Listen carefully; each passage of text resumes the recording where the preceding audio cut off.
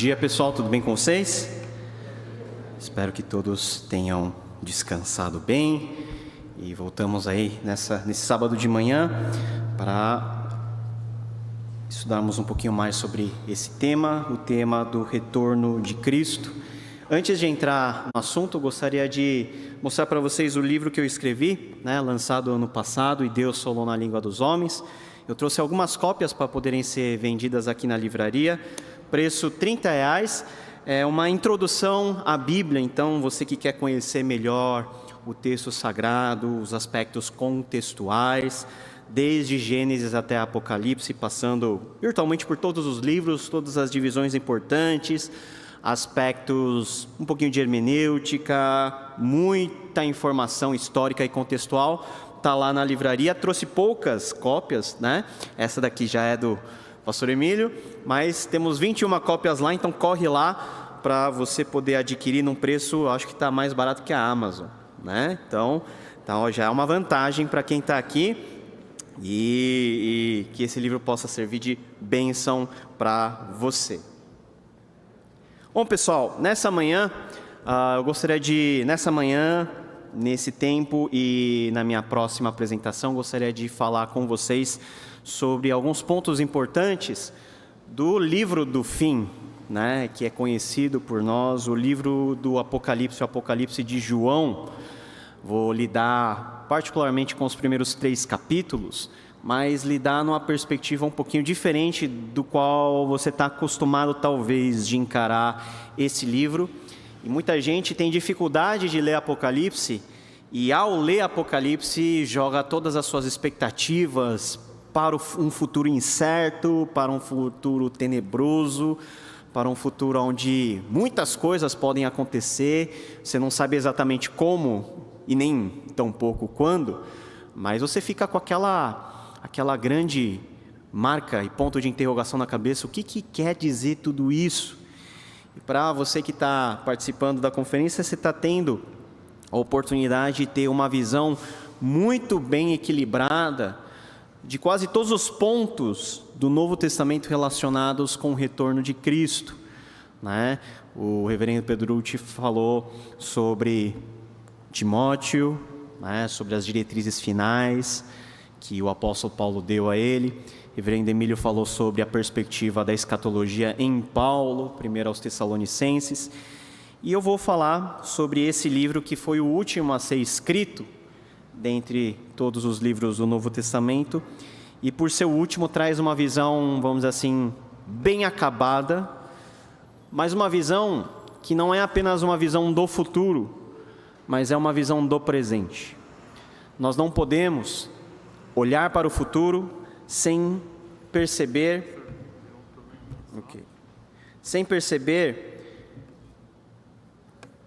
o presente, e sem enxergar que no presente nós podemos viver essa expectativa do futuro que nos é tão bem apresentado aqui no livro de Apocalipse. Então convido você a abrir a sua Bíblia comigo, Apocalipse capítulo 1.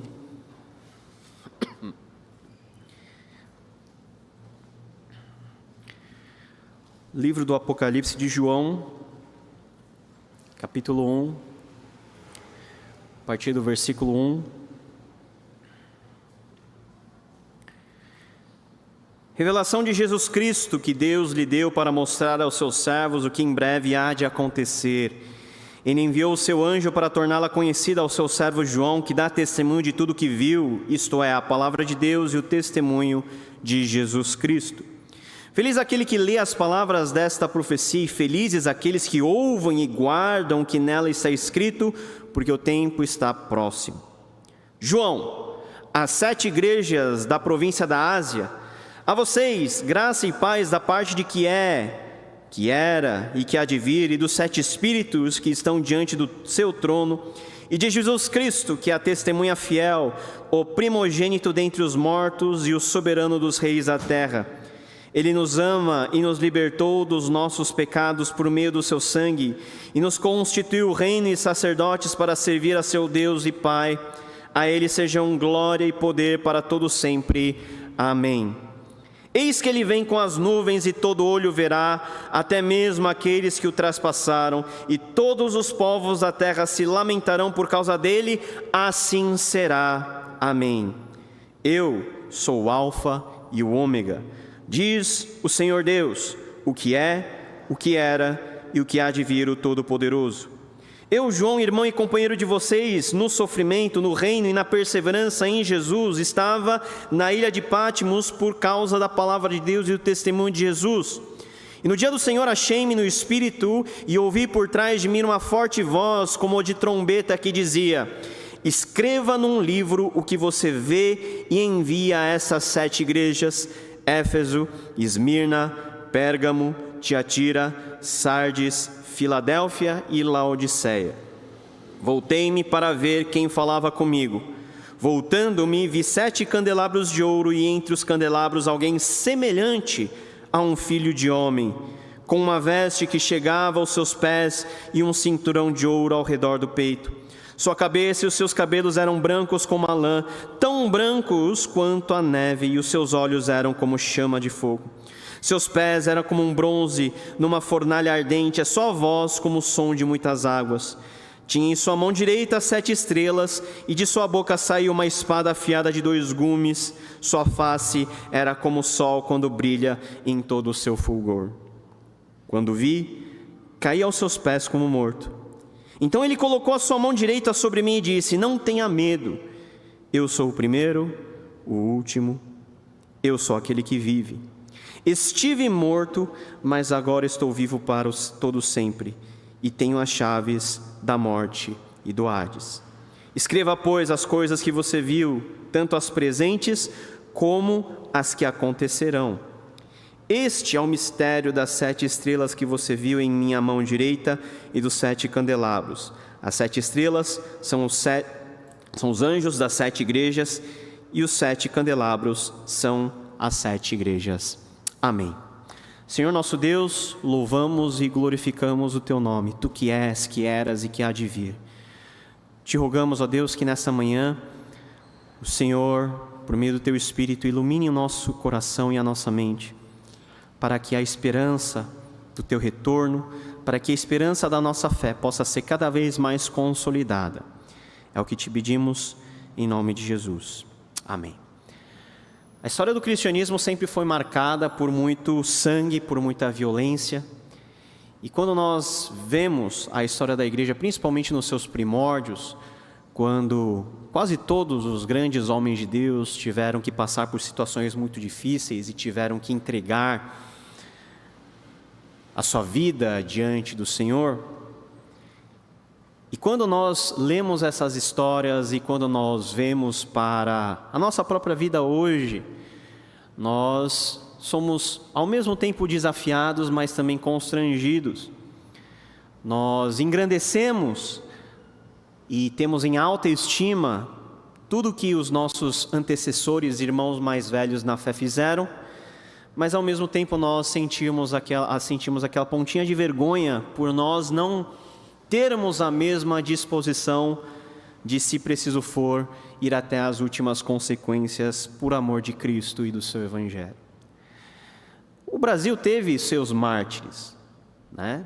Teve poucos mártires em comparação a muitos outros países, mas teve os seus mártires. Quando nós estudamos a história da igreja, nós vemos que, principalmente no seu começo, na sua história, quase todos tiveram esse fim trágico. E também aonde o Evangelho tem o seu início, em termos de proclamação, em muitos contextos, em muitos países, a primeira coisa que acontece com os pioneiros é, literalmente, ter que dar a sua vida. Tertuliano disse que o sangue dos mártires é a semente da igreja, é onde brota a igreja, é a partir de onde cresce e se alastra a igreja. Do contexto que eu venho, na Coreia, o Evangelho entrou mais ou menos no século 17 para o 16. Primeiro pelas missões católicas e depois pelos missionários protestantes, principalmente presbiterianos e metodistas, já na virada do século 19 para o 20. Mas naquele contexto, né, a Coreia era um país muito fechado, e aquelas poucas pessoas que foram, de alguma maneira, alcançadas pelo Evangelho, tiveram uma convicção tão grande a respeito desse Jesus, que eles mal haviam conhecido direito, tinham uma certeza tão grande da realidade daquela mensagem, que muitos deles não pensaram duas vezes quando estiveram diante de ameaças e se entregaram a serem mortos, a serem perseguidos e a terem um fim que nenhum de nós quer ter. Vários mártires nós tivemos naquele contexto, até bem pouco tempo atrás, e os mártires eles diziam ao encarar de frente o seu algoz, muitos deles degolados, eles olhavam para cima e eles diziam o seguinte: é muito melhor morrer para Deus olhando para cima do que para baixo. E eles encaravam a morte de frente. E o que me fascina pensar é o que eles tinham para contemplar lá em cima, que os fazia não se importar com aquele instante e aquela eventual dor da morte. O que os fazia elevar os olhos para ter um fim aqui, mas para ter um novo começo. O que eles contemplavam? O livro do Apocalipse fala de olhar para cima. Aliás, todo o Apocalipse tem essa linguagem. É como se diante de João abrisse nos céus uma grande tela, onde todos os acontecimentos passados e presentes e futuros são descortinados, e onde Deus revela os propósitos finais da história e como a história vai terminar, mas sem antes trazer um conforto e um consolo, uma exortação e um direcionamento para aqueles cristãos que, dentro do contexto de João, estavam vivendo situações muito complicadas. João foi o último dos apóstolos a morrer, e tudo indica que foi o único que não foi martirizado. E já estamos na virada do século I para o século II, quando, a partir já lá de trás, de 60 mais ou menos depois de Cristo, a perseguição contra os cristãos, que era restrita a uma perseguição dentro das barreiras e das fronteiras do judaísmo, se tornou uma perseguição já de cunho político, empreendido pela força imperial. Nero e seus sucessores, todos eles começaram a empreender ondas de perseguição contra os cristãos. E quando João está escrevendo o Apocalipse, ele estava debaixo de um dos mais terríveis imperadores em termos de perseguição, que era o imperador Domiciano, na virada do I para o II século. E o próprio Apocalipse, no seu prólogo, testifica que João estava na ilha de Patmos não para passar uma temporada de férias, não para descansar dos seus afazeres ministeriais. Ele não tirou um sabático. Não, João estava preso na ilha de Patmos. Ele fora degradado para lá. E naquele contexto onde João não poderia garantir a sua própria sobrevivência, onde a sua vida era incerta, onde a comunidade que ele cuidava, que era a comunidade de Éfeso, estava desprovida do seu pastor, onde parecia que tudo estava contra a igreja, João, no dia do Senhor, ele teve uma visão, e a visão que com certeza mudou não somente a maneira do próprio João encarar a vida e a morte, como, consequentemente, a maneira de todos nós olharmos e contemplarmos o nosso presente e também o nosso futuro diante do Senhor. Ele vê Cristo ressurreto, o Cristo glorificado, sentado sobre o trono, aquele que na sua primeira vinda viera como humilde e manso cordeiro, era o cordeiro agora que estava sentado sobre o trono, recebendo a adoração de todas as hostes celestiais. Aquele que, por decisão própria, não exerceu a autoridade que ele poderia exercer diante de Pilatos, diante de quem ele deu testemunho, agora vem na máxima potência do seu poder, da sua glória, das nuvens, diante do olhar de todos, inclusive daqueles que o traspassaram, recebendo aquilo que é devido: honra, poder, glória, domínio, autoridade, soberania, pelos séculos dos séculos. Essa mesma visão que vai se repetindo de diversas formas dentro do Apocalipse e culmina em Apocalipse 21:1, onde nós somos convidados a não somente contemplar esse Cristo exaltado, mas a nova criação que Ele tem a oferecer a todos que permanecem fiéis à sua palavra. Então vi novos céus e nova terra, pois o primeiro céu e a primeira terra tinham passado e o mar já não existia. O que fascina no livro do Apocalipse é que o seu conteúdo, embora muitas vezes apontando para uma realidade futura e última, é firmemente ancorado no contexto histórico do seu autor e de todas as igrejas para as quais o texto ou parte dele foi endereçado. Somente se tivermos munidos desses conhecimentos podemos trilhar os passos de uma hermenêutica segura deste que é o livro mais difícil de ser interpretado na Bíblia.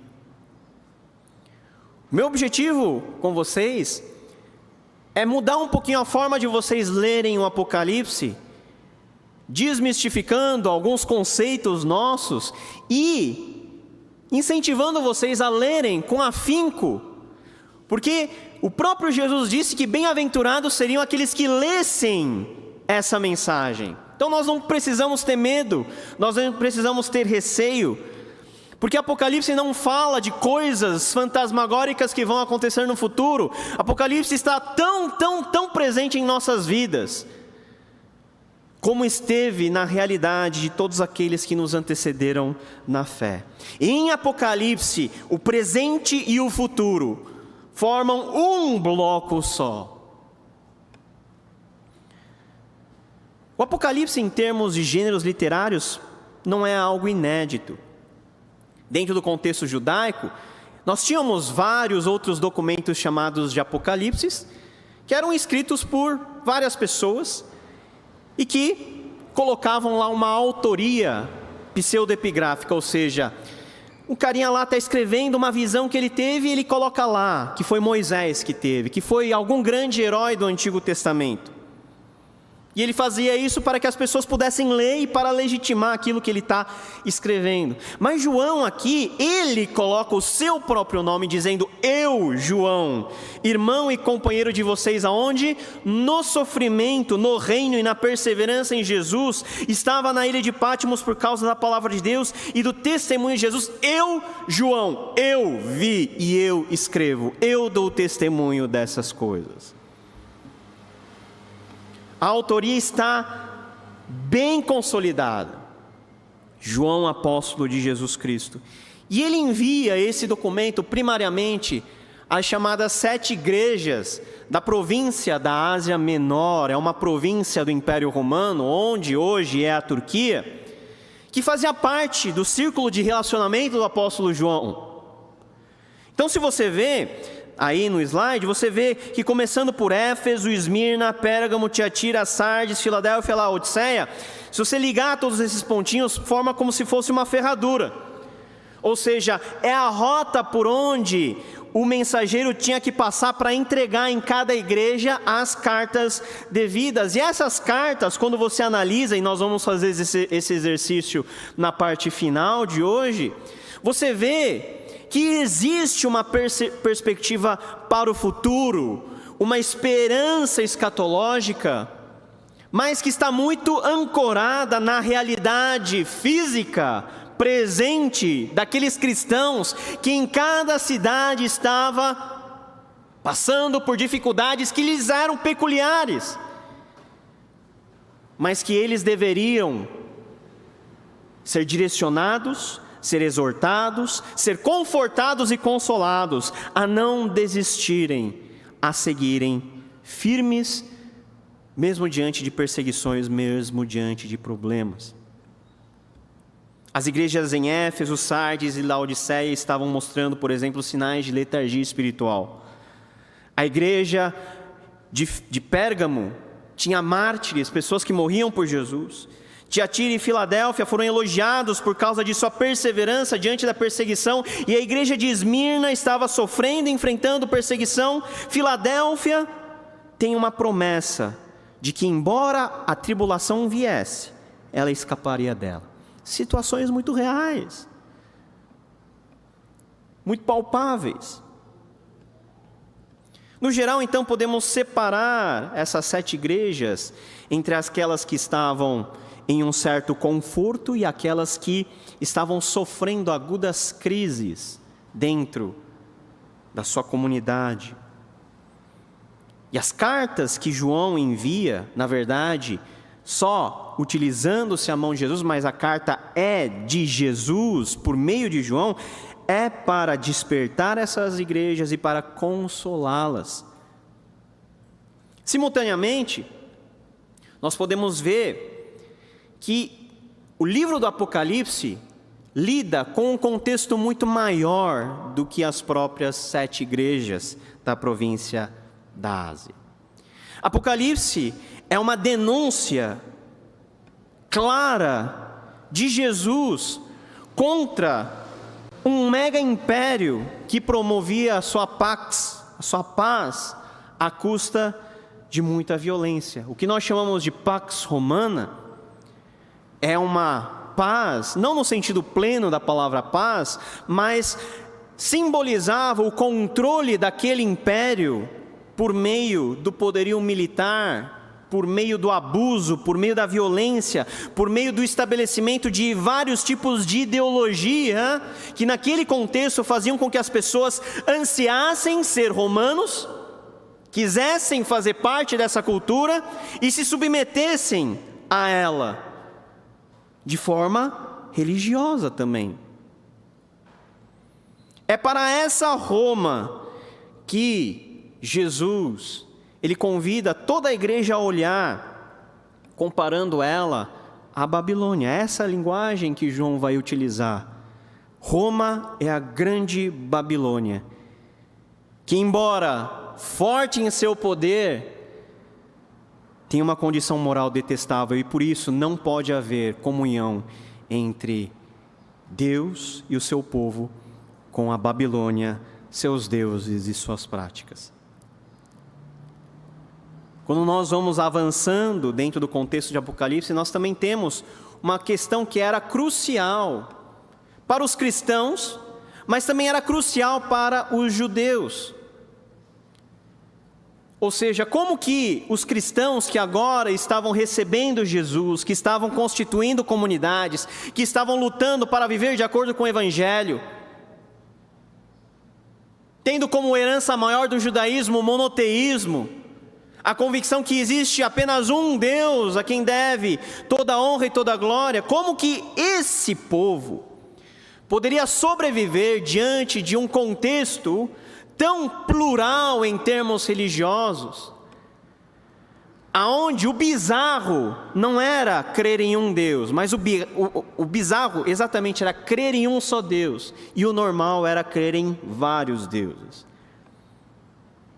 O contexto romano, mas não só ele, todo o contexto pagão é um contexto onde nós temos uma grande flexibilidade na quantidade dos deuses. E não há problema em haver comunhão entre os deuses.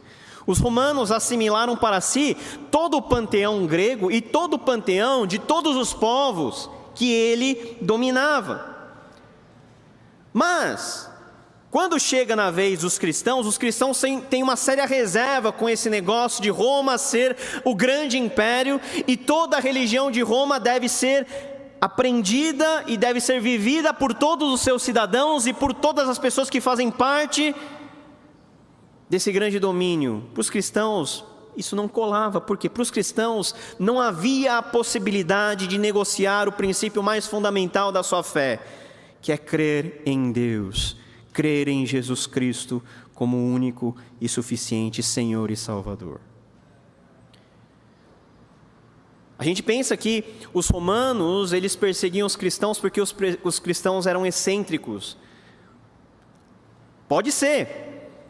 No olhar dos romanos, os cristãos eram excêntricos, mas não era apenas uma questão de incompatibilidade de práticas, era uma questão de incompatibilidade de ideias, de crenças. O que os romanos queriam é que todos se submetessem diante do seu poder, expresso na figura do imperador, que já antes de Jesus era divinizado, era adorado como um Deus vivo. E os cristãos vêm e dizem, Os romanos diziam, César é Senhor. E os cristãos diziam, Jesus é o Senhor. E diante da afirmação, Jesus é o Senhor, todos os outros poderes e autoridades são relativizados e são humilhados. Em suma, valia a pena morrer pela espada de César, porque os crentes criam em um Senhor maior, que era o Senhor Jesus Cristo.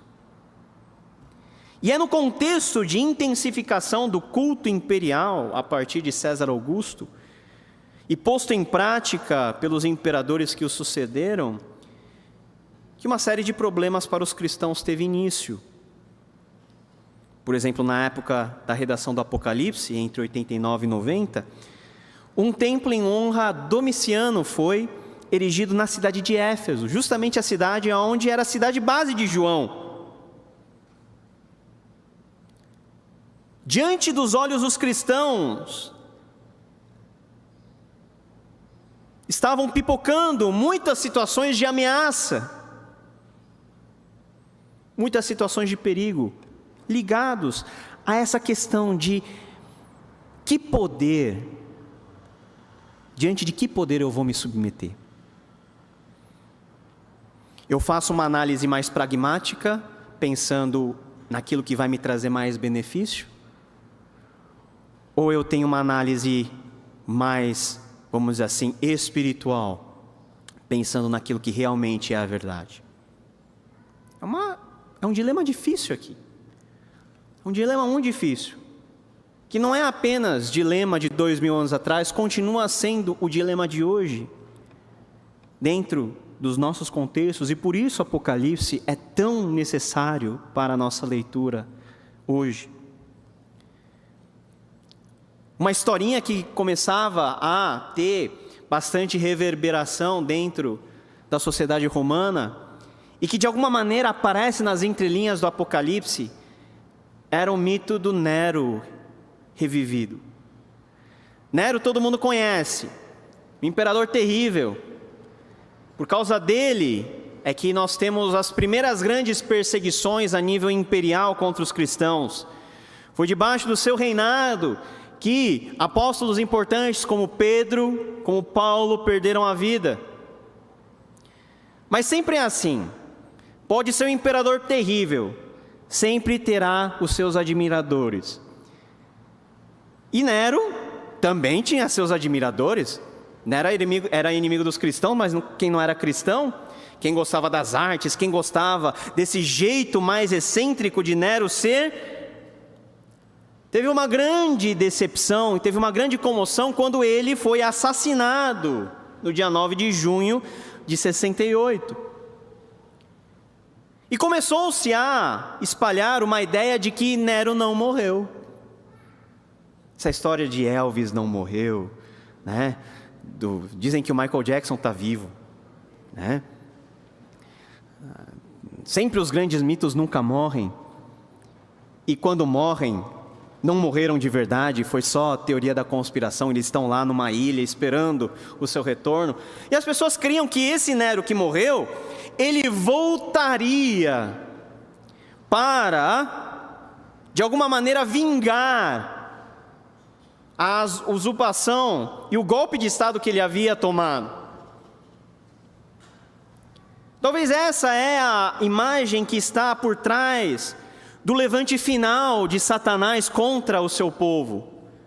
É com base nesses mitos e nessas histórias que João, iluminado pela visão do Cristo ressurreto, ele contempla a realidade de que o mal não cessa com a morte de César. O mal está presente e se perpetua em mitos, em práticas. Mas esse mal, ele um dia vai ser totalmente derrotado.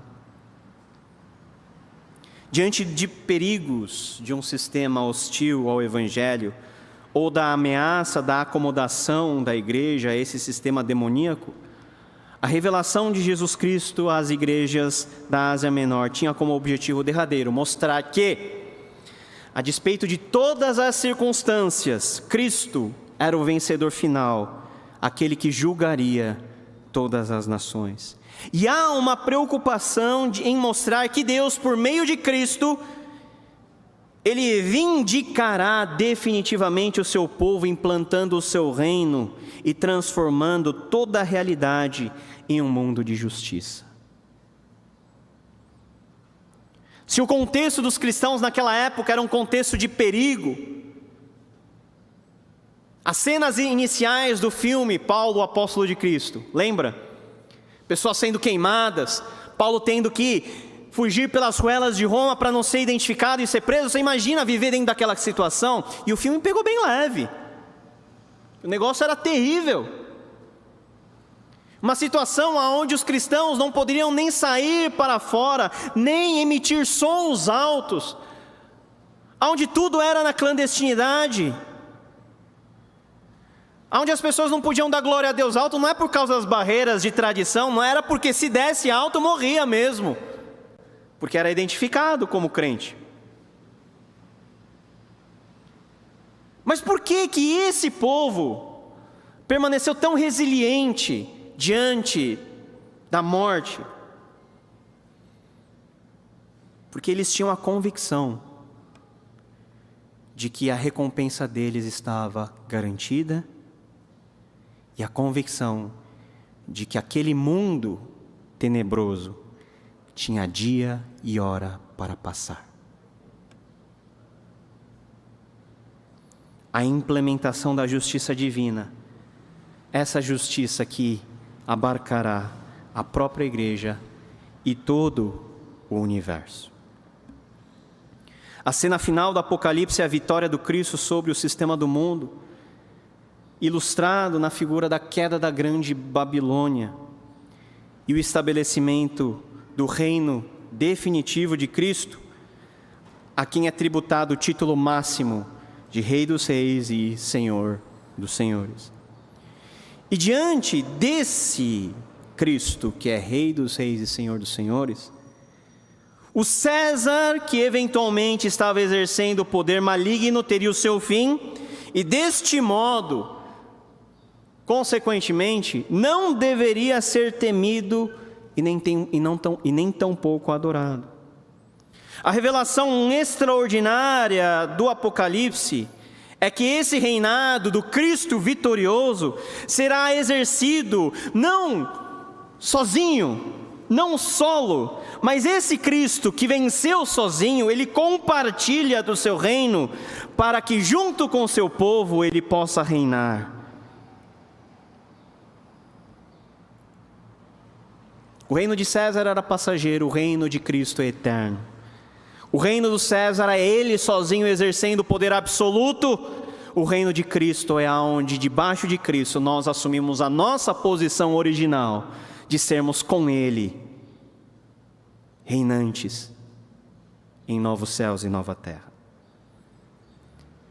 Essa é a visão que fazia com que os crentes olhassem para cima e não para baixo ao enfrentar a morte. Essa é a visão que nos faz hoje olharmos para frente, para o alto, de onde vem o nosso socorro e de onde virá a nossa derradeira salvação. E essa é a visão que faz com que nós não apostemos todas as nossas fichas neste mundo passageiro.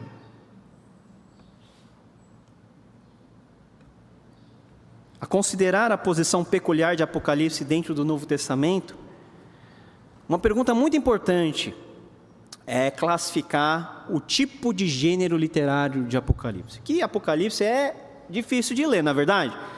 Quem já leu Apocalipse de cabo a rabo, levanta a mão. Até que muita gente, hein? Mas você leu como? Ai, que legal. Glória a Deus, né?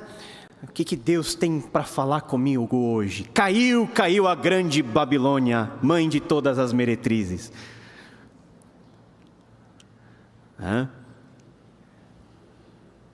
Esse livro é especial porque ele se enquadra em um gênero especial.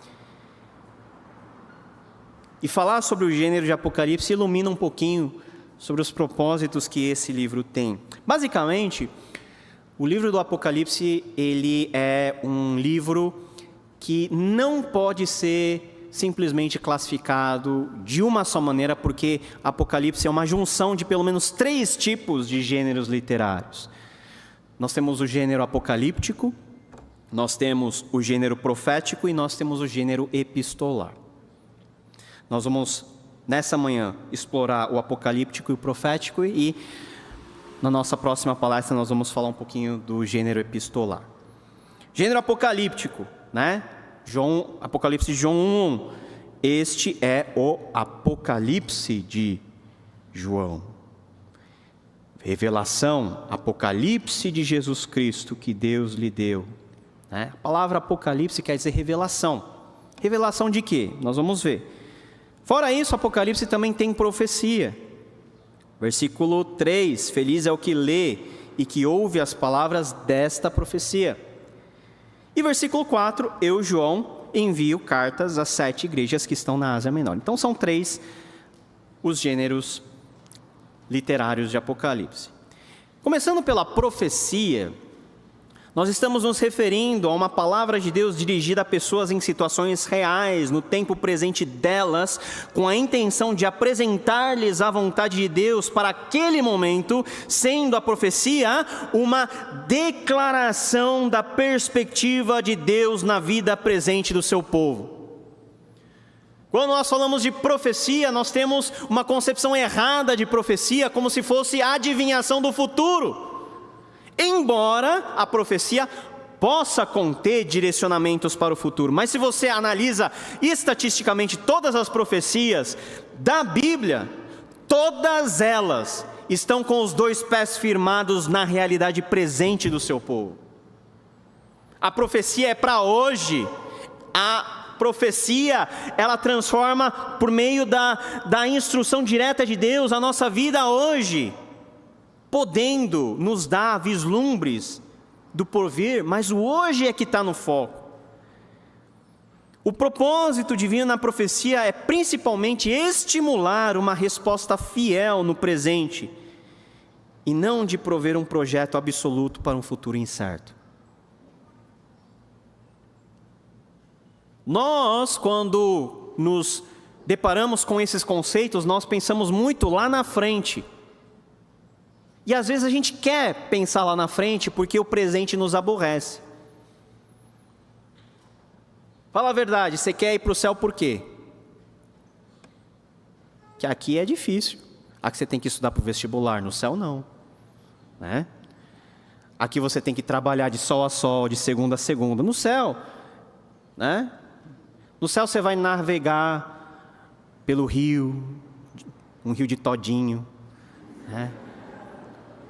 Na minha época tinha a propaganda do todinho, que era o todinho navegando no rio de todinho. Aquilo era a visão apocalíptica e revelatória e escatológica que eu tinha. No céu vai ser assim, uma fonte inesgotável de Coca-Cola. né? Uma Coca-Cola que você bebe não engorda, bebe não tem pedra no rim.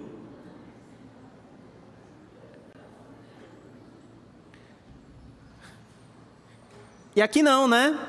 Aqui a gente tem muito problema. Então, vamos fugir. E o céu vira uma rota de escape para servir a sua conveniência. E quando nós queremos ir para o céu, para fugir daqui, nós perdemos o objetivo de tudo isso. E nós perdemos o contato com Jesus.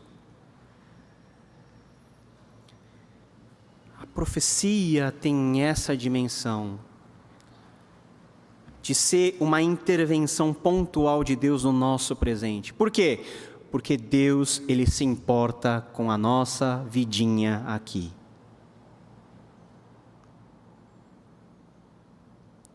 A nossa rotina, os nossos afazeres, como nós colocamos em prática as virtudes do Evangelho e como nós testemunhamos sobre esse Cristo aqui e agora.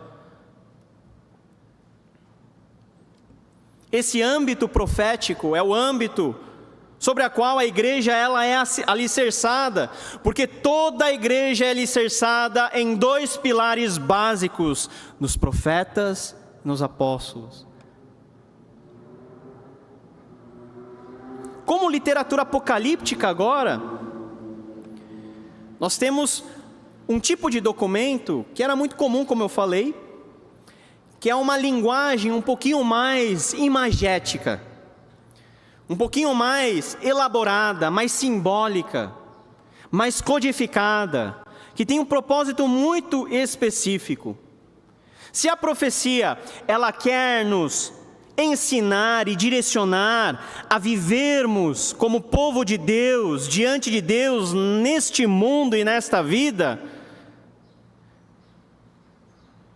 a parte apocalíptica de Apocalipse, ela nos direciona a não somente vivermos com os nossos olhos focados no aqui e agora, mas também no lá e no porvir. O Apocalipse é um termo que vem do grego apocalipsis, que significa revelação, revelação de algo que está oculto. E é dessa forma que o Apocalipse começa, o Apocalipse de Jesus Cristo. Esse termo foi utilizado a partir do advento do cristianismo. Um grande pensador, J.J. Collins, ele diz o seguinte: um gênero de literatura revelatória, com estrutura narrativa, no qual a revelação de um receptor humano é mediado por um ser sobrenatural, desvendando uma realidade que tanto é temporal, na medida em que se vislumbra a salvação escatológica, como espacial, na medida em que envolve o outro mundo. Em outras palavras, a literatura apocalíptica lida com um tipo de revelação que Deus traz ao conhecimento humano por meio de mediação de seres espirituais. É por isso que em Apocalipse tem tanto anjo, tem os seres viventes, tem os 24 anciãos. Uma realidade acerca dos desdobramentos contextuais do povo de Deus, mas sobretudo, uma expectativa e um conhecimento mais apurado do mundo que está por vir, desfrutado apenas depois da passagem desse século, desse tempo, deste mundo. E por isso, a estrutura narrativa presente na literatura apocalíptica, judaica e cristã, descreve a revelação e transmissão através de visões, jornadas espirituais, diálogos com seres espirituais e recebimento de livros divinos diretamente da parte de Deus. Tudo isso está de alguma maneira presente no livro de Apocalipse. É como se Jesus quisesse mexer com as nossas emoções e sobretudo com a nossa criatividade, para que dentro das crises, das contingências tão brutas, tão difíceis que nós todos vivemos, nós tivéssemos para onde olhar e em que imaginar e em que sonhar a respeito de uma vinda de Cristo que nós não sabemos como vai ser, nem tampouco quando, mas que nós podemos imaginar que podemos desenhar, que podemos vislumbrar com os nossos olhos espirituais, para que essa seja a nossa esperança, o motivo para nós acordarmos toda segunda-feira e superarmos a depressão do final do Fantástico. Você vê os cavalinhos, você já passa mal, né? Por quê? Porque além de ver o seu time perder, você sabe que os cavalinhos são tipo os cavaleiros do Apocalipse, que vêm para anunciar que a segunda-feira vem, o fim do mundo está chegando. E no contexto não é o fim do mundo da volta de Jesus, é o fim do mundo das nossas necessidades aqui. Mas essas visões não são visões simplesmente ao acaso. Nós temos algo muito físico, muito real, que é base de todas as coisas. João, ele simplesmente não vislumbra um Jesus que é etéreo, que é uma fumaça, como a ideia de muita gente sobre Jesus. João vislumbra esse Jesus que ele conheceu, cuja morte ele testemunhou e cuja ressurreição ele esteve lá para ver. Ele foi um dos que entraram no sepulcro para ver que estava realmente vazio. Ele foi um dos que viu Jesus subindo aos céus. E é justamente um que teve o privilégio de ver esse Jesus assunto aos céus, dizendo: em breve estou voltando. Jesus, esse Jesus vitorioso, esse Jesus divino, esse Jesus que recebe honra e glória de toda a criação. Apocalipse 5, 13 a 14. Depois ouvi todas as criaturas existentes no céu, na terra, debaixo da terra e no mar, e tudo que neles há, que diziam: àquele que está assentado no trono e ao Cordeiro sejam o louvor, a honra, a glória e o poder para todo sempre. Os quatro seres viventes disseram amém, e os anciãos prostraram-se e o adoraram. Toda a criação física, todos os seres espirituais, todo o cosmo, toda a criação que geme pela manifestação dos filhos de Deus, tudo que existe, adora a esse Cristo, que é o centro de toda a história, para onde converge todas as coisas e a partir de quem novos céus e nova terra são estabelecidos. A despeito da complexidade em classificar o Apocalipse de João em apenas um gênero literário, podemos dizer que essa literatura, João, se trata de uma epístola circular em sua forma estrutural, e quanto ao conteúdo, uma literatura apocalíptico-profética, com o objetivo de consolar e encorajar toda a comunidade da fé, a começar da sua própria a comunidade joanina, a fortalecer sua fé na esperança da vitória final com o retorno de Cristo, o Senhor, sobre a terra e a consequente implementação do seu reino sobre novos céus e nova terra. É essa visão múltipla de Cristo sobre a sua igreja, que por ora corrige, que por ora direciona para frente, que deve ser a nossa visão, como partes do povo de Deus que anseiam pela vinda do reino de Deus. Toda vez que nós oramos a oração dominical, nós clamamos: venha o teu reino, e seja feita a tua vontade, assim na terra como no céu. Dentro da nossa existência, essa oração pode não ser visível em termos físicos e materiais, mas um dia nós veremos essa oração ser completamente, literalmente cumprida. O Apocalipse, dentro desse propósito primário, foi direcionado às igrejas que estavam em crise, ocasionadas por perseguição, letargia espiritual, conflitos relacionados a heresias, com o objetivo de gerar dentro dessa comunidade algum tipo de esperança e motivação que a leve a permanecer firme no Evangelho revelado, o Evangelho que indica a vontade de Deus em Cristo Jesus. Essa soma de conceitos, uma visão holística, é essencial para nós entendermos a mensagem do Apocalipse como um todo e para nós não ficarmos viajando. Que quando a gente lê Apocalipse, a tendência mais normal é da gente viajar na maionese. A gente começa a fazer ligações indevidas e anacrônicas. A gente começa a achar que o Apocalipse está lá para dar medo, ou para tornar crente paranoico. Seria muito mais fácil se a marca da besta fosse um chip, ou um código de barra, como era na minha época. Já não se começou-se a falar de chip, mas o negócio mesmo era a marca, o código de barra. Ia ser muito fácil. Muito fácil. Ia ser muito fácil identificar, ia ser muito mais fácil não receber. Mas a marca que Apocalipse fala, não é isso. É uma marca que você pode ter, sem perceber, quando a sua vida está governada pelos padrões deste mundo e não pelo Evangelho. Quando você não tem dentro de si o selo do Espírito Santo, que é o penhor da nossa redenção. Quem não tem o selo do Espírito, tem o selo da besta.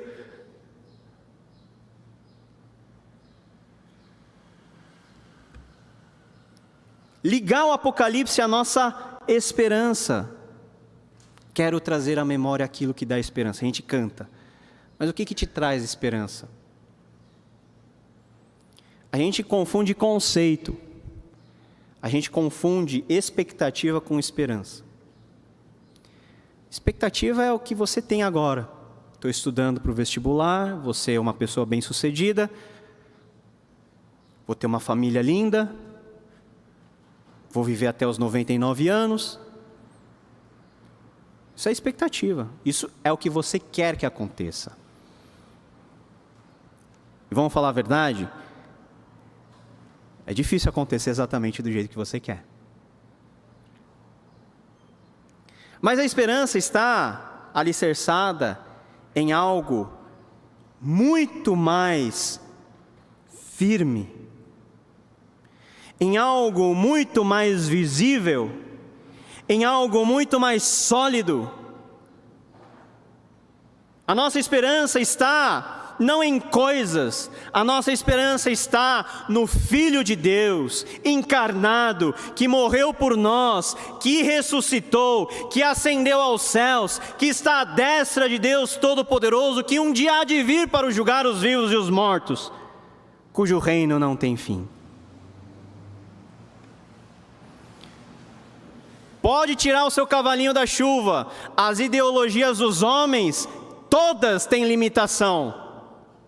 Em nenhuma delas você vai ter conforto e satisfação plena.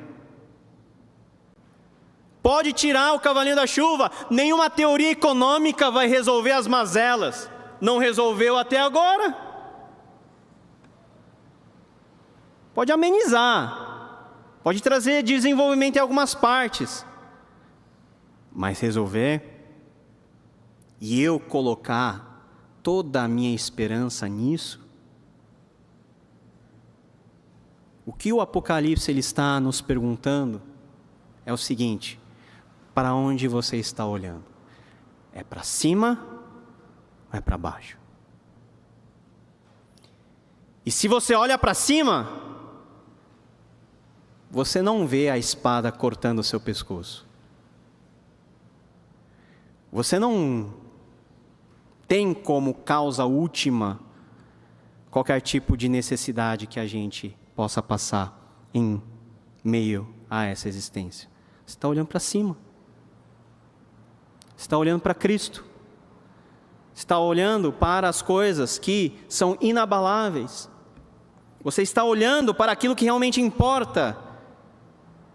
A grande função do Apocalipse de João é conectar a narrativa de uma igreja terrena com a grande realidade cósmica e espiritual que há de ser descortinada finalmente no retorno glorioso de Cristo.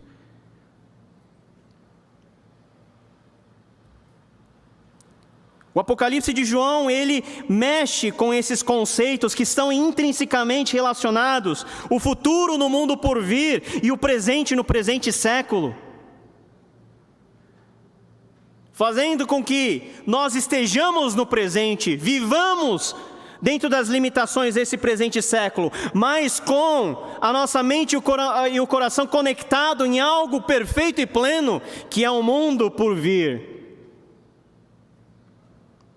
O evento Cristo, ou seja, a sua morte e ressurreição, é o ponto de partida, a âncora para o vislumbre desse futuro escatológico. Sem a cruz, sem a ressurreição, sem o túmulo vazio, não há segunda vinda. E por isso que a segunda vinda é algo tão lógico, é algo que faz tão sentido e algo tão real. Porque dá-nos um senso de término, de ponto final na história.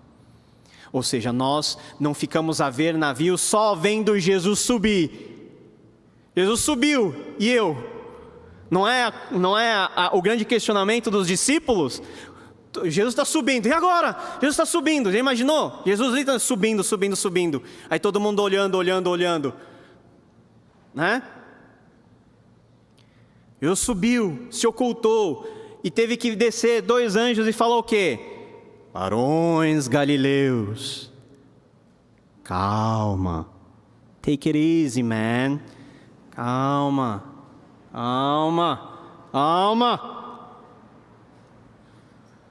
Esse mesmo Jesus que vocês estão vendo subir, é o mesmo Jesus que vocês o verão descer. E a gente está nesse in-between, nesse intervalo, nesse gap. A presença do Espírito em nós é o penhor, é a garantia da nossa própria ressurreição e da participação no último ato daquilo que Calvino chama de o teatro da glória de Deus. O Apocalipse é o convite divino para vencermos o presente com um olhar no futuro, tendo em mente a última declaração dos cristãos, Maranata. Apocalipse 3, 11 a 13. Venho em breve. Retenha o que você tem, para que ninguém tome a sua coroa. Farei do vencedor uma coluna no santuário do meu Deus, e dali ele jamais sairá. Escreverei nele o nome do meu Deus e o nome da cidade do meu Deus, a nova Jerusalém, que desce do céu da parte de Deus, e também escreverei nele o meu novo nome. Aquele que tem ouvidos, ouça o que o Espírito diz às igrejas. Vamos orar?